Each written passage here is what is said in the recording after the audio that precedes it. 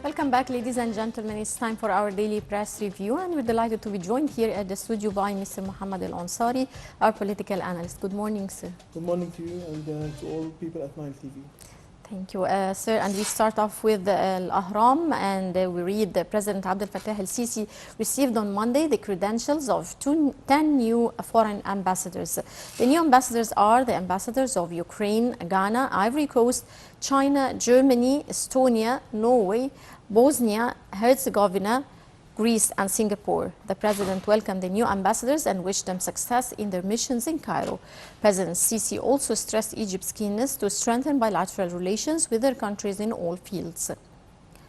Sir, in light of this and the new ambassadors, how do you see Egypt's foreign policy during President Abdel Fattah el-Sisi's reign? Of course, our foreign policy has a continuation of President Fattah's Sisi coming to power in 2014 is based on balancing interests and balancing relations with all countries, and also entering into regional alliances. Those 10 countries are very important with this respect, also with respect to external trade and development. But with all respect to all the countries, the 10 ambassadors of the countries, 5 of them are particularly very important to Egypt's foreign policy and external trade. China, Germany, Greece, Norway, and Singapore. Mm-hmm. China, our volume of trade with China is very high. It's about $13.87 billion. Germany also, we have a high volume of trade with it.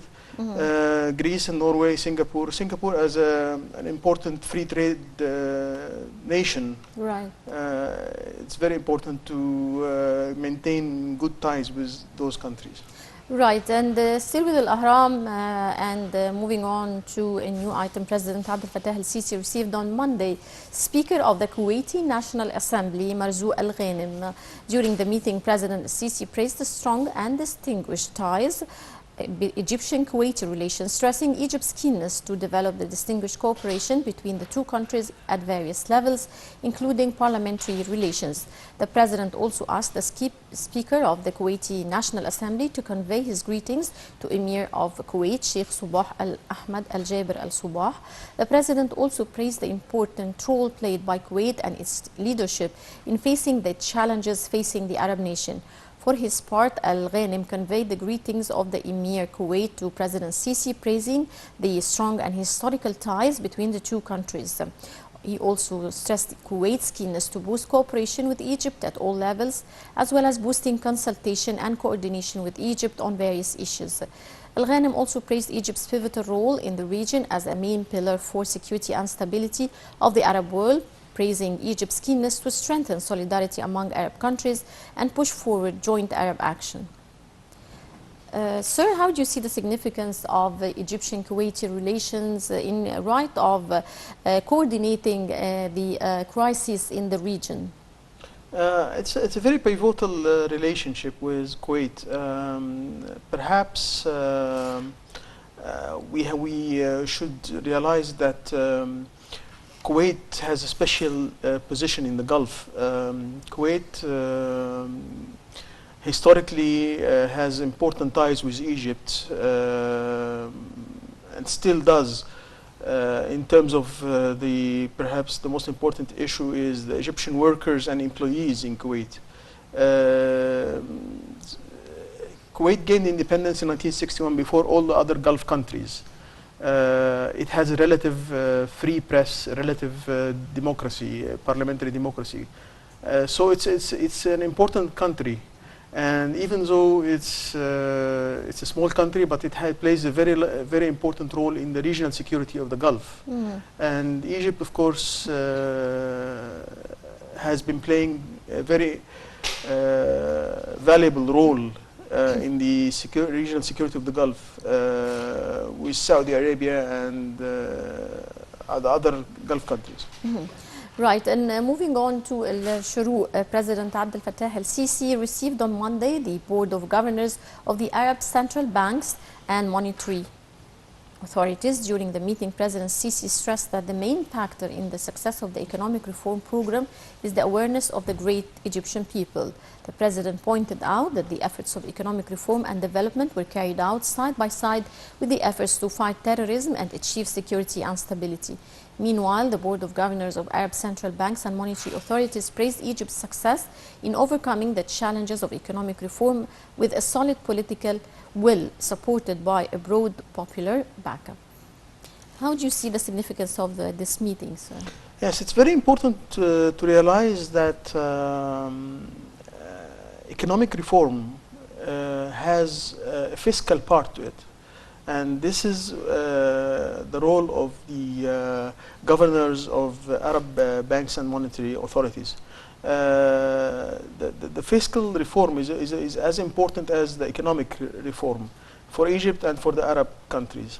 So this meeting hopefully will be the start of fiscal cooperation among all Arab countries, especially that the economic reform program in the Arab world is going ahead very fast. Mm-hmm.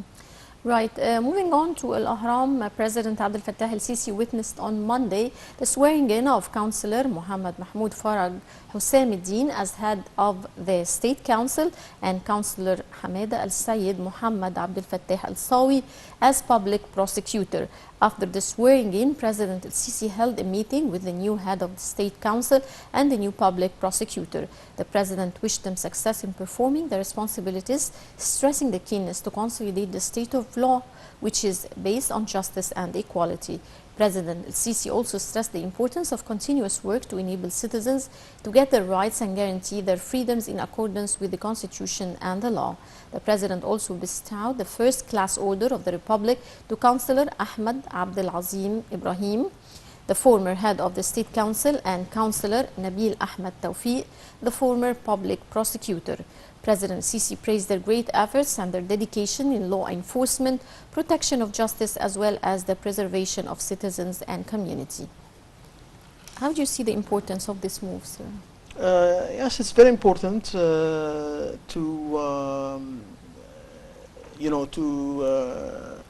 bring new blood to the institutions, the legal institutions, especially the State Council and the General Prosecutor Office. And also not to forget the services given by the former General Prosecutor and former head of the State Council. So hopefully it's the start of a new era of justice and institutionalization in the Egyptian legal system. And the two particular figures chosen are have a good history of performance in the state institutions. Right, and moving on to El Shuru, Prime Minister Dr. Mustafa Madbouli inspected on Monday the development work of the Free Zone and the Investor Service Center in Nasr City. The Prime Minister also inspected a number of factories in the Free Zone in Nasr City after it was developed. In a press conference, Dr. Madbouli said that the government is keen on deepening local manufacturing and encouraging Egyptian industry. The Prime Minister added that the government is working to solve the problems of entanglements among ministries. Dr. Mustafa Madbouli pointed out that encouraging Egyptian exports is a very important file to the government, adding that the program of stimulating Egyptian exports will be reviewed annually. Sir, how do you see the significance of promoting and working on developing Egyptian industry and exports, of course? It's a very important step, and particularly the creating a free zone area is an introduction to starting a successful and stimulative external investment and local investment program. So the free zone area is crucial in this respect.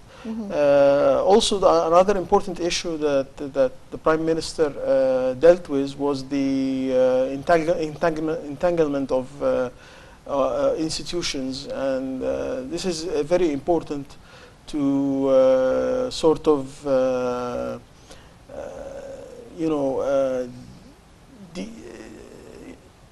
take out the entanglement or finish the entanglement between institutions, because this will have an impact on having a clear system of procedures and a modern system of procedures, and it would also affect the public debt. Mm-hmm.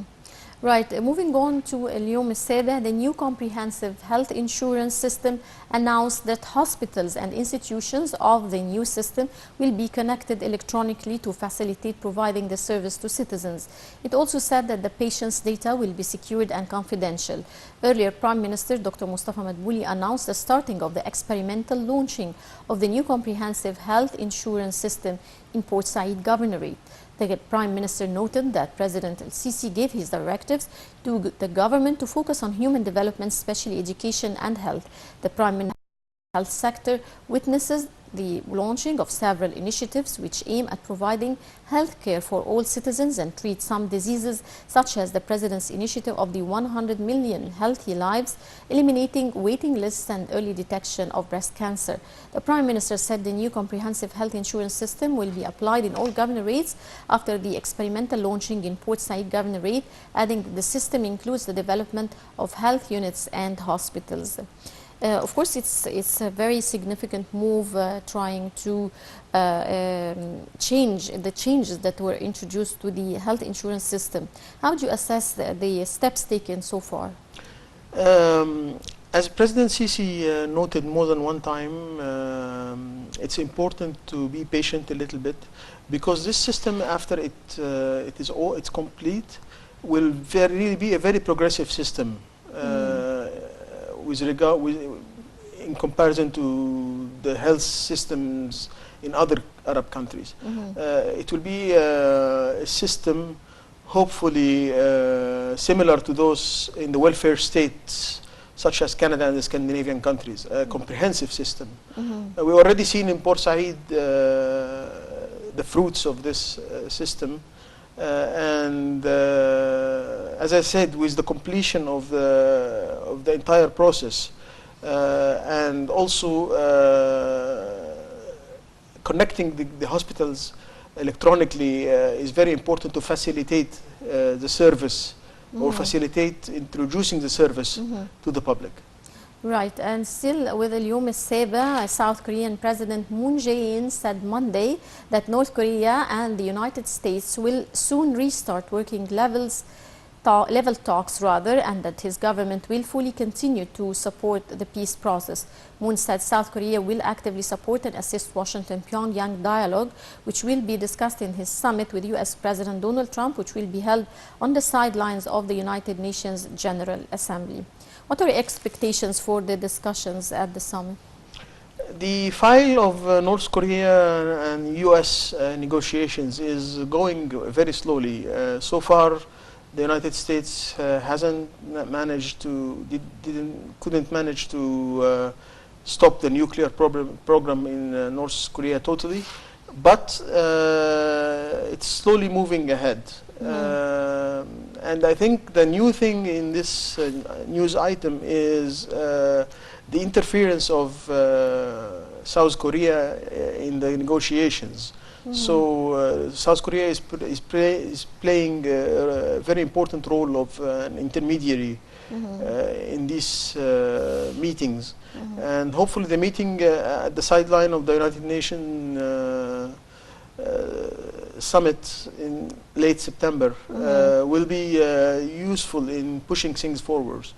Right, and moving on to الأخبار, meteorologists predict moderate weather to prevail Tuesday on the northern coast, weather on the Delta and Cairo to the north of Upper Egypt, as well as hot weather on the south of Upper Egypt, but they predict it to be moderate at night. Mist is expected to affect visibility in the morning on some parts north of the country. Low and medium level clouds are expected on the northern coast, as well northwestern wind will be moderate, but it will be active on South Sinai, as well as the Gulf of Suez and Red Sea, possibly disrupting maritime navigation. Of course, summer is approaching its end, but still, it's still hot. Yes, it's still hot and humid. in the night there's a very nice breeze. And, Definitely, after midnight. After, yeah, even starting from 6, 7 or 8 o'clock. So hopefully it's improving slowly. Right. Mr. Mohamed Ansary, our political analyst, many thanks for joining us, sir. Thank you very much. Thank you. And dear viewers, with this we come to the end of our daily press review. Stay tuned. We'll be back to resume the rest of the segments of the breakfast show.